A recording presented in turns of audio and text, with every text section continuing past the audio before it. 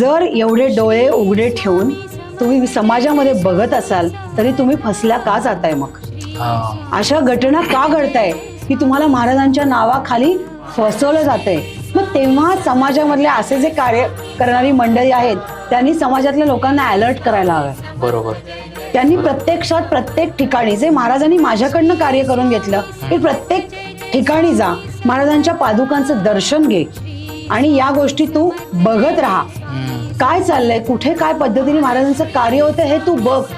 मग नुसत्या युट्यूब न बघता तुम्हाला जशी जशी माहिती एखाद्या गोष्टीची मिळेल की एखाद्या व्यक्ती स्वामींच्या नावावरती एखादी गोष्ट उघडून बसलाय, बरोबर, तर त्यांनी तिचं प्रत्यक्ष जावं, त्यांनी त्याचं निरीक्षण करावं, त्याच्याबद्दल आपण स्वतः लिखाण करावं.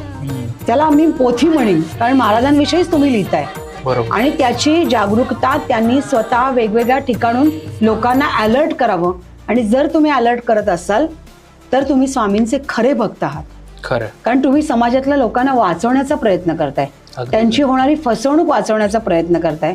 आणि लोकांनी कृपा करून डोळे उघडे ठेवून प्रत्यक्षात जरी तुम्ही गेलात तरी आपल्या हात सुद्धा लोकांच्या हातात कृपा करून देऊ नका.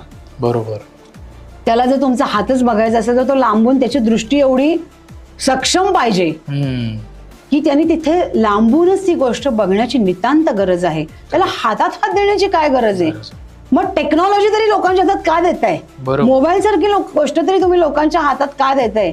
ती सहजासहजी आली आहे का? तुमच्या कष्टाची आहे ती, तुमच्या पैशातनं, कष्टाच्या पैशातनं आलेली आहे. त्याची किंमत तुम्ही आज मोबाईलला स्वतःच्या जीवापेक्षा पण जास्त जपताय की तो पडू नये आणि एखादी गोष्ट सहज एखाद्याच्या हातात द्यावी.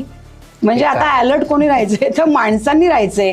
आपण कुठे जातोय त्यापेक्षा स्वच्छ मनाने एखाद्या मठात जा, एखाद्या मंदिरात जा, तिथे शांतपणे बसा आणि त्यांनाच आग्रह करा ना की माझे प्रश्न सोडवा. ते सोडवतात. माणूस प्रश्न सोडवण्यापेक्षा ती ताकद जी सोडवते ना ही खूप महत्वाची.